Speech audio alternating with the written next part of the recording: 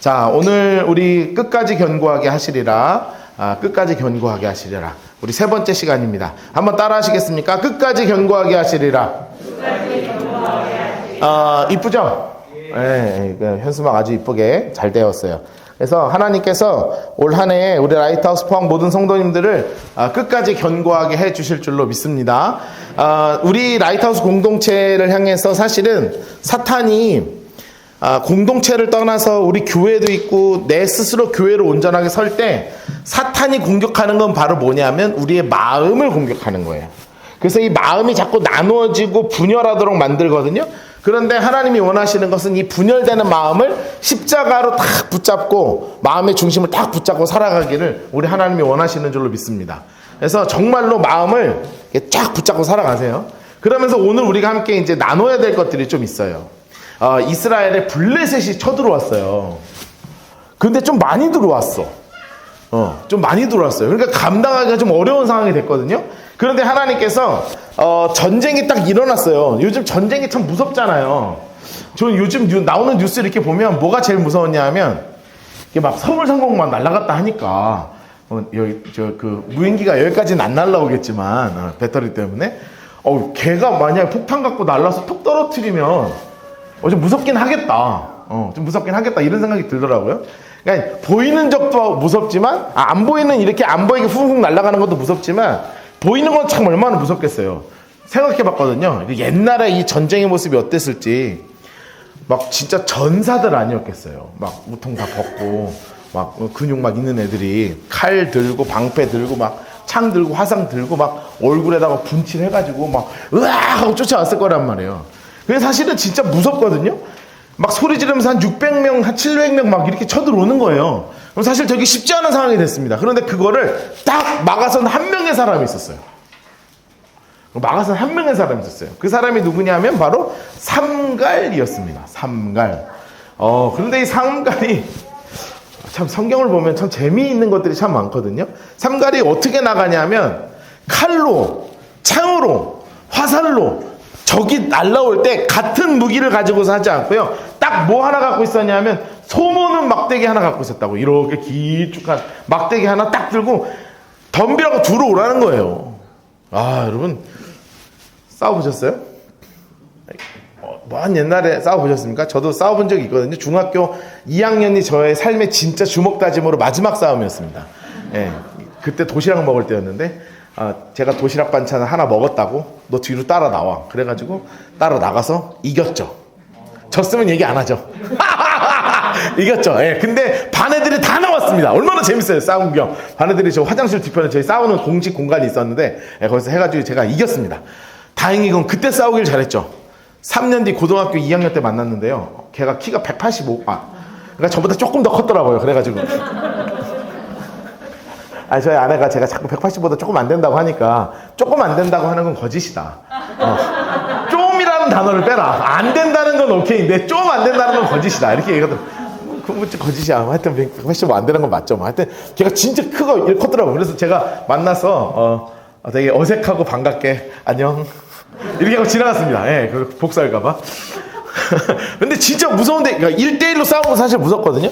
근데 막 수백 명이 막 나한테 달려오면요. 진짜 무서운 거예요. 그런데 삼갈이 무기 하나 없이 소모는 막대기 하나 딱 갖고 덤벼라고 들어오는 거예요.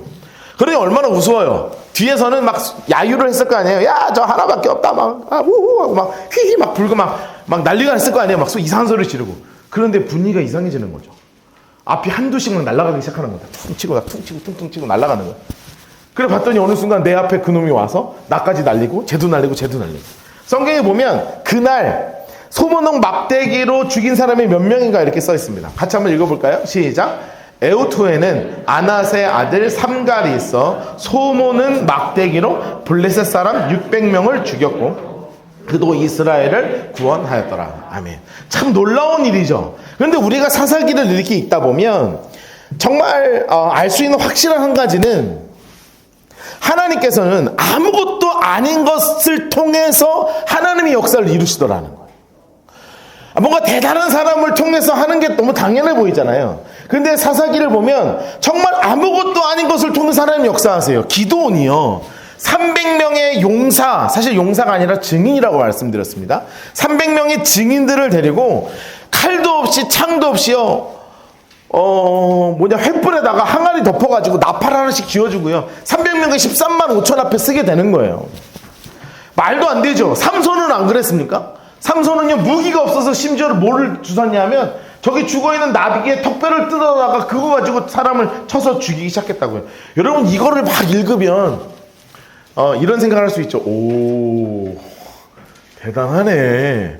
대단하네. 우리는 그냥 단순하게 이렇게 생각할 것이 아니라, 무엇을 알아야 하냐면, 하나님께서는 아무것도 아닌 것을 통하여 누가 드러나시기를 원하시냐 하면, 살아서 역사하시는 하나님이 드러나시기를 원하시는 거예요. 사사기 7장 2절 말씀을 읽어보면 하나님의 마음이 너무나 분명하게 써 있는 거예요. 여호와께서 기드온에게 이르시되 너를 따르는 백성이 너무 많은즉 내가 그들의 손에 미디안 사람을 넘겨주지 않을 것이다. 이는 이스라엘이 나를 거스러 스스로 자랑하기를 내 손이 나를 구원하였다 할까 함이라. 여러분, 하나님께서요, 왜 이렇게 약한 300명을 가지고 13만 5천을 하셨냐면 300명이 중요한 게 아니었습니다. 그냥 물을 그냥 떠먹은 애가 300명이었을 뿐인 거예요. 그게 10명이었으면 10명을 쓰셨을 거고, 그게 100명이었으면 100명을 쓰셨을 거고, 사사 기도원 1명이었으면 그 1명을 쓰셨을 거란 말이에요. 중요한 건 뭐냐면 많고 적음이 아니라 내가 뭔가를 했다는 것을 스스로 자랑하기를 원하시는 게 아니라 하나님이 원하시는 것은 나 같은 것을 통해서도 우리 살아서 역사하시는 하나님이 일하고 계신다. 이것을 이 땅 가운데 보여주고자 하시는 것. 한번 따라 하시겠습니까? 내 삶은 하나님께서 이루신 삶입니다. 다시 한번요. 내 삶은 하나님께서 이루신 삶입니다. 여러분, 이것이 우리의 10년 가운데 진실한 고백되기를 주님의 이름으로 축복합니다. 여러분, 진짜 믿음의 사람은 이렇게 고백하는 거예요. 아, 내 자녀를 하나님께서 키우셨습니다. 저는요, 저희 엄마 아빠가 저한테 사람들 앞에서 그렇게 얘기할 때 저는 이해가 잘 안 됐거든요. 뭐 하나님 키워, 우리 엄마 아빠 키웠지. 엄마 아빠가 얼마나 고생하면서 날 키웠는데. 그런데 늘 그 고백을 하시는 거예요. 와, 우리 애는 하나님이 키우셨어요. 그런데 그게 맞는 거예요. 여러분, 우리의 미래는요, 누가 이루어 주실 거예요? 하나님께서 이루어 주실 줄로 믿습니다. 여러분, 이것이 우리의 진실한 고백이 되기를 우리 하나님은 원하시는 거예요. 다시 한번 따라합시다. 내 삶은 하나님께서 이루신 삶입니다. 여러분, 이것이 여러분의 삶에서 정말로 증거되고 증명되고 사람들에게 알려지게 되기를 주님의 이름으로 축복합니다. 제가 이것을 이렇게 강조하는 이유가 있어요. 고린도전서 1장 18절 말씀 한번 읽어볼까요? 같이 한번 읽어봅시다. 시작. 십자가의 도가 멸망하는 자들에게는 미련한 것이요 구원을 받는 우리에게는 하나님의 능력이라. 아멘. 여러분, 십자가의 도가 멸망한 사람들에게는 미련하다고 이야기하는 거예요. 여러분, 솔직히 기준을 바라보고 할 때요, 세상적인 기준으로 기독교를 바라볼 때 단 한 번도 박수 받은 적이 없어요. 인류 역사에서. 인류 역사에서 이 기독교가 한 번도 박수를 받은 적이 없어요. 받을 수도 없어요. 왜냐하면 예수를 믿는다는 것은 세상의 기준으로 볼 때 언제나 미련해 보이기 때문에 그래요. 여러분, 십자가가요, 유대인들에게 얼마나 미련한 건 줄 아십니까? 가장 치욕스러운 거예요. 십자가라는 것은 너무나 치욕스러운 거예요. 왜냐하면 그들의 문화 가운데 어떤 문화가 있었냐면, 우리에게 죽음이라는 건 특히 제일 비참한 죽음이 뭐냐면 능지처참이라고 그러죠. 뭐냐면 이미 무덤에 있는 사람을 파내서 사지를 자르는 거잖아요. 그게 아주 그냥 가장 치욕스러운 거거든요. 우리 한국 사회 보면 그렇습니다. 그러면 이스라엘, 이 유대인들에게 가장 치욕스러운 죽음이 뭐냐 하면 신명기 21장 22절과 23절 이렇게 나와 있어요. 같이 한번 읽겠습니다. 시작. 사람이 만일 죽을 죄를 범함으로 내가 그를 죽여 나무 위에 달거든 그 시체를 나무 위에 밤새도록 두지 말고 그날에 장사하여 내 하나님 여호와께서 내게 기업으로 주시는 땅을 더럽히지 말라. 나무에 달린 자는 하나님께 저주를 받았습니다. 여러분, 뭐라고 써 있어요? 나무에 달린 죽음은 가장 저주와 저주라는 거예요. 그러니까 이스라엘 사람들의 기준으로 바라볼 때 예수가 목 잘라 죽였거나, 예수가 무슨 교수형에 처해졌거나, 예수가 무슨 화살로 맞아 죽었거나, 예수가 사자의 밥이 됐거나 이럴 수 있는데, 그게 아니라 십자가라고 하는 나무 형틀에 죽었다? 이거는 저주와 저주덩어리라고 이해할 수밖에 없게 되는 거예요. 정말 미련한 죽음의 가장 수치스러운 죽음이에요. 물론 맞죠. 물론 맞는 얘기예요. 왜냐하면 하나님께서 우리 예수 그리스도를 십자가의 다심을 통해서 우리 인류의 모든 죄의 무지를 예수 안에 딱 집어넣어서 저주덩어리를 만드셨거든요. 그 저주덩어리를 만드신 그 예수를 죽이심으로 말미암아 그 죽음 때문에 우리가 구원받을 수 있게 된 거잖아요. 그러니 물론 가장 큰 저주는 맞아요. 그러나 그 저주와는 다르게 자기들 문화 속에서 가장 수치스러운 죽음이 나무에 달린 죽음이었어요. 그러면 예수가 어디서 죽었습니까? 십자가 나무에서 죽었습니다 라고 이야기하면 코웃음 치는 거야. 웃기네. 그렇게 저주스럽게 죽은 그 사람이 우리를 구원할 자라고? 그 사람이 구원자 그리스도라고? 아주 그냥 말도 안 되는 미련한 이야기로 생각할 수밖에 없는 거죠. 여러분, 우리가 읽은 고린도 전서가 있잖아요. 이 고린도 지역이 아가야라고 하는 지역의 저 아래쪽에 있어요. 근데 그 바로 옆에 어떤 데가 있냐면 아테네가 있습니다. 아테네가 있고 그 옆에 고린도가 있는 거예요. 그럼 잘 생각해 봅시다. 당대 최고의 지성이 모이는 곳이 어디였어요? 아테네였잖아요. 여러분 이름만 들어도 다 아는 사람이 거기 출신이에요. 플라톤. 들어보셨습니까? 아시겠죠? 아리스토텔레스. 들어보셨죠? 얼마 전에 또 누구도 계셨냐면 소크라테스. 그분도 계셨어요. 여러분 말도 안 돼요. 지금은 에피쿠로스, 스토아 이런 사람들을 통한 아주 이런 중요한 학파들이 다 모여있는 동네가 바로 그 아테네였어요. 그 아테네 바로 그 옆에 동네가 어디였냐면 고린도였다고요. 특히 고린도는 철학도 모이고 지성도 모이지만 비너스 신전을 중심으로 해서 어마어마한 쾌락이 중심을 잡고 있는 도시였어요. 이런 문화, 철학, 쾌락 이렇게 막 가득한 도시 가운데 십자가가 들어가서 뭐라 그러냐면 거룩해라, 겸손해라, 하나님이 가장 위대하신 분이다. 그 예수가 죽었다가 살아났다. 그 사람이 로마 형벌인 십자가에 달려 죽었다. 여러분 이런 거 이야기하는 거예요. 여러분 이런 이야기를 하는 거예요. 그럼 여러분 이거 받아들일 수 있겠냔 말이에요. 그 당시 문화, 그 자기들 갖고 있는 지성 이런 거 가지고 받아들일 수 있냔 말이에요. 못 받아들이는 거예요. 못 받아들이는 거예요. 그러니까 고린도전서 1장 22절과 23절에 이렇게 써 있잖아요. 유대인은 표적을 구하고 헬라인은 지혜를 찾으나 우리는 십자가에 못 박히신 그리스도를 전하니 유대인에게는 꺼리끼는 것이요 이방인에게는 미련한 것이다. 여러분 솔직해지자고요. 우리가 전해야만 하는 예수는 세상이 받아들이기에 한없이 미련해 보일 수밖에 없어요. 예수님이 오시고 나서 2000년 동안 우리 기독교는 언제나 그런 취급을 받아왔어요. 여러분 지금은 더해요. 한동안 코로나 때 우리는 병균 취급도 받았잖아요. 모인다 그러면 저것들은 맨날 모여가지고 예배 드린다 그러고, 아니 안 그래도 이 난리가 날 건데 왜 그랬는지 모르겠어요. 우리가 뭐만 하면 그렇게 비난을 당하잖아요. 여러분 한국 기독교만큼 가난한 자를 위하여, 한국 기독교만큼 어렵고 병들고 정말 힘든 사람을 위해서 섬기는 단체도 별로 없어요. 다 기독교 정신을 갖고 있어요. 한국 컴패션, 월드비전, 밥상공동체, 연탄은행 다 기독교 정신으로 세워져 있는 거예요. 그런데 그런 것들 이면에 있는 기독교의 그 사랑은 아무도 보지 않고 보이는 잘못된 것들만 끊임없이 공격당하고 있잖아요. 그러면서 이야기하잖아요. 너네 믿는 거 정말 미련한 거야.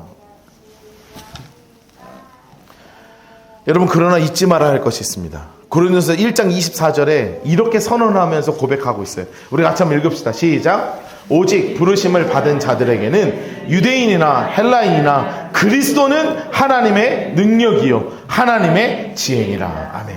여러분, 우리 예수가 우리 삶의 진짜 능력이요, 예수가 우리 삶의 진짜 지혜가 되시는 줄로 믿습니다. 여러분, 우리가 진짜로 의지하고 살아야 할 단 한 분이 있다면 바로 그분은 우리 구주 예수 그리스도이십니다. 여러분, 이것을 진짜 고백하며 믿음으로 고백하는 우리 모두 되시기를 주님의 이름으로 축복합니다. 십자가가요, 세상이 볼 때는 미련하지만 십자가만큼 우리를 붙잡아주는 유일한 그 가치가 이것밖에 없는 거예요. 여러분, 우리 믿으셔야 돼요. 하나님이 어떤 분인가에 대한 놀라운 고백이 필요한 겁니다. 하나님은 바로 이런 분이십니다. 제가 읽습니다. 고린도서 1장 25절에요. 하나님의 어리석음이 사람보다 지혜롭고 하나님의 약하심이 사람보다 강한 거예요. 여러분, 우리는 늘 어디를 찾아다닙니까? 늘 세상을 찾아다니고 늘 하나님 앞에, 하나님이 아닌 세상이 나를 해결해 줄 거라고 생각하고 찾아다니잖아요. 그러나 성경에서 뭐라고 고백하고 있냐면 하나님의 가장 어리석음이 사람의 어떤 지혜로움보다 더 지혜롭고, 하나님의 정말 약해 보이는 것처럼 우리가 느낄 수 있으나 그 약함이요, 어떠한 사람보다 강한 놀라운 능력을 가지고 있다는 거예요. 여러분, 이것이 바로 우리의 가치관의 변화입니다. 여러분, 예수를 믿는다는 것은 가치관이 변한다는 거잖아요. 여러분, 하나님을 향한 이 가치관이 이렇게 온전하게 견고하게 서게 되기를 주님의 이름으로 축복합니다. 여러분, 내 삶이 내가 이룬 삶이 아니라는 것을 깨닫는 것이 필요합니다. 내 삶은 하나님께서 이루신 삶입니다. 여러분, 그러면 이 믿음의 고백을 하며 나아갈 때 우리 안에 꼭 필요한 것이 하나 있는 거예요. 여러분, 이제 새로운 한 해가 되었죠.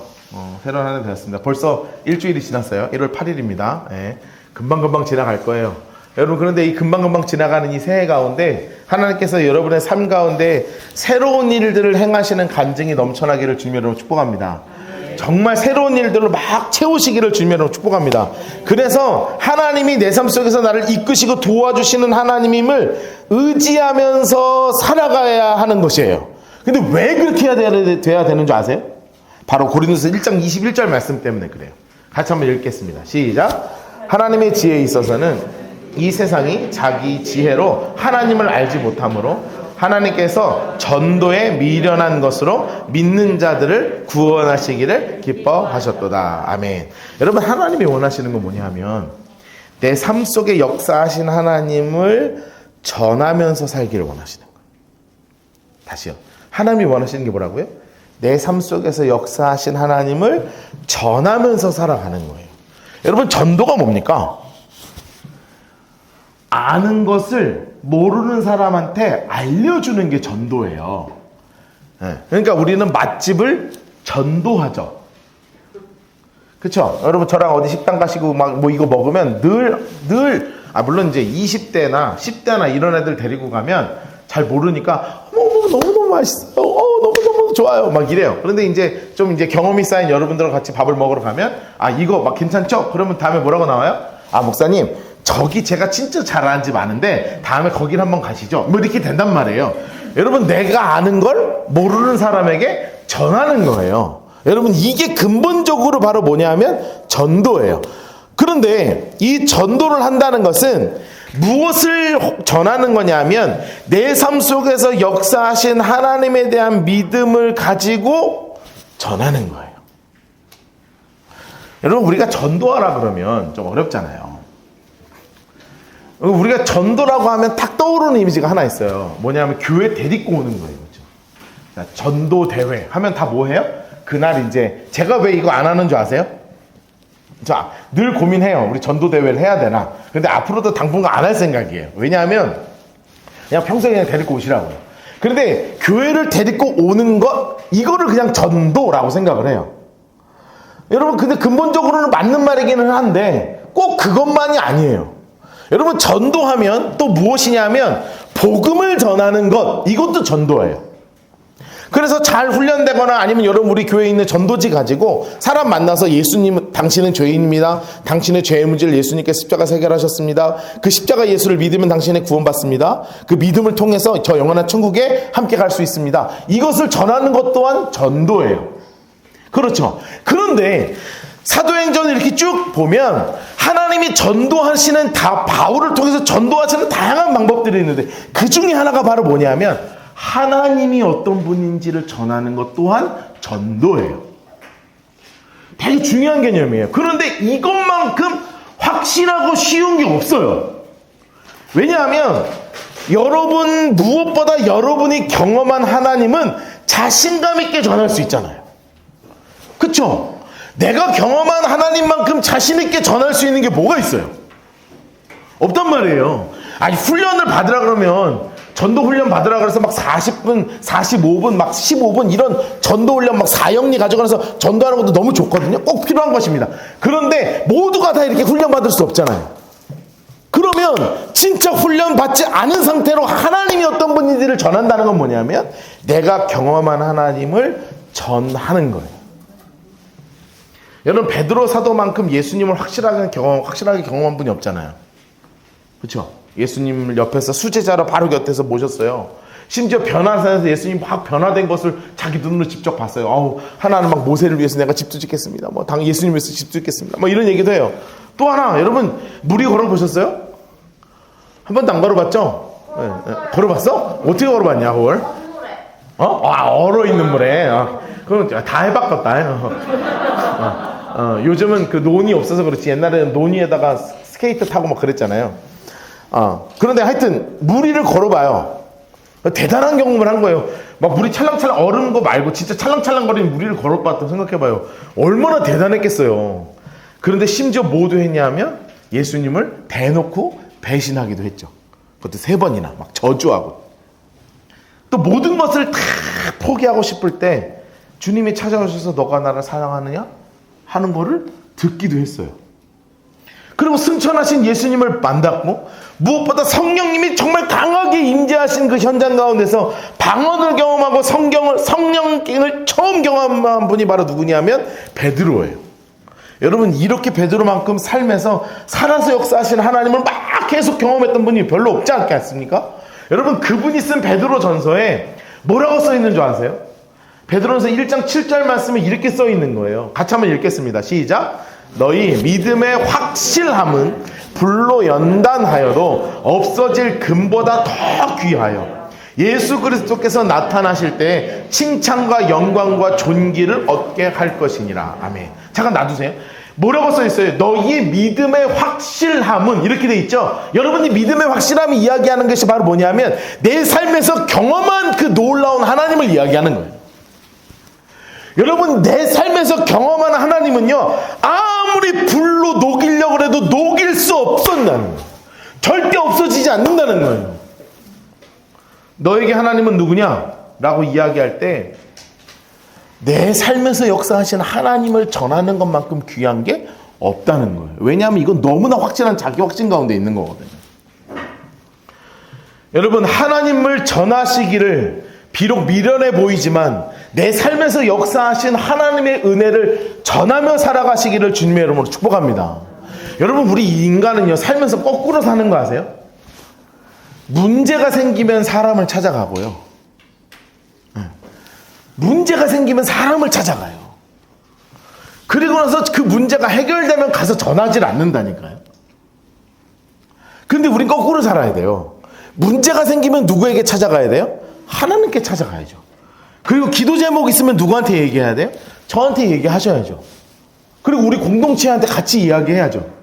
그리고 나서 이 문제 가운데 하나님이 역사하셨으면 그것을 어떻게 해야 돼요? 전해야 될 사람한테 찾아가서 전해야 되는 거예요. 그러니까 잘못하면 예수 믿는 사람이 쟤는 맨날 나한테 와서 상담만 한다고 그러고 살면 안 되잖아요. 상담을 하는 게 상담을 가서 맨날 가가지고 막 우리 연애 상담한다 그러고 문제 상담한다 그러고 맨날 그렇게 막 전문적인 상담의 영역 말고 그냥 사람한테 막 찾아가고 얘기하고 이런 거 있잖아요. 막 가가지고 막 수다 떨고 그러면서 난 오늘 얘기해서 속이 너무 후련해 막 이런 거 그만하고요. 진짜 어렵고 힘들 때 그게 다 돌고 돈다니까요. 그렇게 어렵고 힘들 때는 누구를 찾아와야 되는 거냐면 무릎 꿇고 여기서 기도하는 거예요. 그리고 나서 하나님이 내 삶에서 해결해 주셨잖아요. 그럼 그거 가지고 전하고 다니는 거예요. 야, 내가 이번에 하나님께 기도하면서 이 문제가 정말 어려웠어. 그런데 내가 이렇게 기도하면서 하나님께 문제 해결을 원했는데 내 삶에서 하나님이 아주 막 말도 안 되는 역사하심으로 정말 내 삶에 이런 일들을 해주셨어. 하나님 진짜 살아계셔. 야, 진짜 하나님 살아있다, 야. 내가 예수 믿어서 하는 얘기가 아니라 진짜 살아있어. 너 진짜 어렵고 힘들 때 같이 기도하자. 여러분, 이게 그리스도인이 해야 되는 말이라고요. 맨날 어려울 때만 쫓아가가지고 내가 요즘 고민이 하나 있어. 맨날 이러고 하지 말고요.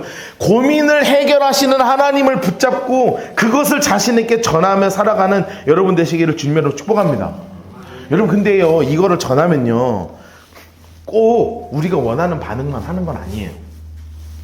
제가 한 청년을 만났어요. 한 청년이 뭐라 그러냐면, 하나님, 목사님, 진짜 하나님 살아있냐? 물어보더라고요. 그래서 제가 제 아팠던 얘기를 좀 했었거든요. 제가 예전에 한번 아팠었어요. 예전에 한번 말씀드린 적 있죠. 제가 결혼을 하고, 결혼하기 전에 이미 제 몸에 병이 있었는데, 제가 병에 걸린지 모르는 거죠. 몰랐죠. 그러면서 결혼을 했어요. 그런데 며칠 만에 결혼했냐면 90 며칠 만에 결혼을 했어요. 그러니까 만나고 100일도 안 돼서 결혼을 했죠. 그러니까 신혼여행 가 있을 동안이 100일이었다니까요. 그러니까 참 그거 넘어가면 사실은 뭐 그럴 필요 있나 싶어요. 제가 이렇게 살아보면 뭐 연애를 길게 한다 뭐 이런 다 소용없이 그냥 짧게 만나고 빨리 결혼하고 괜찮은 것 같아요. 그래서 결혼했어요. 그 안에 뭐 스드메 다 했어요. 뭐 스튜디오 촬영도 하고 드레스도 하고 뭐 다 했습니다. 메이크업도 다 하고 다 했어요. 상견례도 다 하고. 어떻게, 저는 아직도 이해가 안 돼요. 어떻게 그게 다 됐지? 그 중에 저희 아내는 21일 동안 인도 단기 선교도 갔다 왔어요. 그러니까 이 90일 안에 이게 다 진행이 됐어요. 단기 선교 갔다 오지, 뭐 웨딩 촬영하지, 그게 다 됐어요. 상견례하고. 왜 됐는지는 하여튼 모르겠는데 그게 다 됐단 말이에요. 그리고 나서 신혼여행 갔다 와서 제가 병을 발견하게 됐고, 그러니까 5월 5일날 결혼해서 5월 26일날 수술을 했으니까. 그런데 그 수술한 것도요, 말도 안 됐어요. 왜냐하면 서울 아산병원이었거든요. 큰 병원은요, 원래 수술이 잘 안 잡혀요. 그 병원 좀 다녀보신 분들은 아신데, 큰 병원은요, 이거 진료 하나 잡는 게요, 보통 일이 아니에요. 몇 개월 밀려있고, 수술방 잡는 건요, 진짜 더 밀려있어요. 그런데 선생님이 저 만나자마자 이틀 있다, 3일 있다인가? 3일 있다가 그냥 수술을 잡았거든요. 이게 시간이요, 그냥 착. 그래서 제가 지금 살아있잖아요. 이런 거를 이야기를 쭉 했어요. 그랬더니 저한테 뭐라 그러냐면, 목사님, 근데 그게 하나님이 한 거예요? 그러더라고요. 여러분, 이런 얘기를 들을 수 있다는 거예요. 내 삶에서 역사하시는 하나님을 막 전하는데 세상이 볼 때는 이게 뭘로 보여요? 미련해 보이잖아요. 막 기도했다 그러고 막 하나님이 했다 그러고 막 그렇게 얘기를 한다니까요. 여러분, 그런데 제 안에 믿음의 확신이 있잖아요. 믿음의 확실함이 있잖아요. 불로 막 연단을 해도 녹지 않을 믿음의 확실함이 있잖아요. 그래서 제가 그랬어요. 야, 그러면 이게 우연히 겹쳐서 됐겠니? 이 병에 걸려있는 내가 우연히 한 여자를 갑자기 만나서 90 며칠 만에 갑자기 그 여자가 내 마음에 쏙 들어서 90 며칠 만에 우연히 결혼하고, 우연히 결혼했다가 우연히 병원 갔다가 그 병이 발견돼서 우연히 그 병원 가서 아주 우연히 수술이 갑자기 우연히 잡히고, 우연히 갑자기 수술이 돼서 우연히 갑자기, 이게 우연이니? 이거는 너가 아무리 나한테 하나님이 살아있냐고 물어봐도 나는 진짜 확실하게 이야기할 수 있어. 이거는 하나님만이 하실 수 있는 거였어. 세상의 힘으로는 아예 불가능한 일이야. 너 지금부터 내가 날짜 줄 테니까 90 며칠 만에 결혼해봐. 되나 해봐. 결혼해봐. 90 며칠 만에 되나? 그 여자가 너를 90 며칠 만에 확신을 갖고, 그것도 7살이나 어린 여자를 자꾸 결혼해봐. 되나? 도망가지. 그런데 나를 살리시고 나를 통해서 하나님이 하실 일이 있기에, 하나님이 아주 구체적으로 아주 세밀하게 역사하신 하나님의 역사라는 것을 이야기할 수밖에 없었던 거예요. 여러분, 2023년이 여러분에게 삶에서 하나님이 세밀하게 역사하신 것을 더욱더 새롭게 만나게 하시는 놀라운 역사가 있기를 주님의 이름으로 축복합니다. 여러분, 이것이 해결 되면 그냥 하나님이 살아계신다 라고 내 속에 가두지 마시고 이것을 전하며 다니십시오. 세상이 볼 때는 이것이 미련해 보일 수도 있습니다. 제가 이야기한 것처럼 야 그게 진짜 하나님이 한 거 맞아? 라고 이야기할 수 있단 말이에요. 그러나 믿음의 확실함을 가지고 내 삶에서 역사하신 하나님을 전하십시오. 내가 기도하면서 내가 예배하면서 내가 말씀 가운데 내가 큐티하는 가운데 하나님 앞에 나아갔더니 하나님이 하시더라. 근데 문제는 뭐냐면 내가 깨어있지 않으면 하나님의 역사하심을 만나지 못하게 되는 거죠. 여러분 데살로니가전서 5장 6절 말씀이 이렇게 써 있습니다. 그러므로 우리는 다른 이들과 같이 자지 말고 오직 깨어 정신을 차려라. 여러분 살아서 역사하시는 하나님 앞에 영적으로 깨어서 영적으로 정신을 똑바로 차리고 살아가는 2023년 되시길 주님으로 축복합니다. 하나님이 하셨는데 어버버 하고 살지 마시라고요. 하나님이 하신 거를 딱 붙잡으면 붙잡고 하나님이 하셨구나. 아, 진짜 하나님이 하셨구나 하고 전하면서 다니시면. 그래서 여러분을 통하여 여러분이 만나는 사람들은 내가 진짜 당장 교회 가지 않더라도 너를 보니 진짜 하나님 살아계시는 거야. 너를 보니 하나님이라는 사람은 있구나. 그런 신이 너를 보니 하나님이 정말 살아계시는 것을 알겠구나 하는 것을 정말로 알게 되는 놀라운 역사하심이 여러분의 삶을 통하여 이루어지게 되기를 주님의 이름으로 축복합니다. 여러분 이런 삶을 2023년 살아가십시오. 깨어 정신을 차리십시오. 믿음의 은혜 가운데 이 놀라운 전도의 견고함이 세워지는 우리 모두가 되기를 주님의 이름으로 축복합니다. 우리 시간에 함께 찬양하면서 기도합시다.